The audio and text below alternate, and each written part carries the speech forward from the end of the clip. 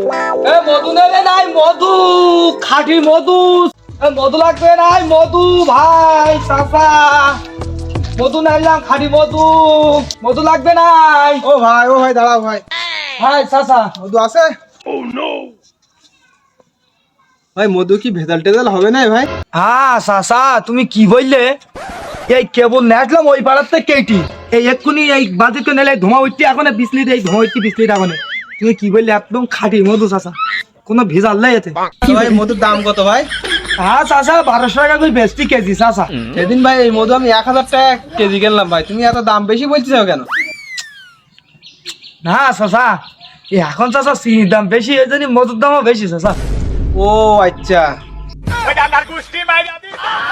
কি করে?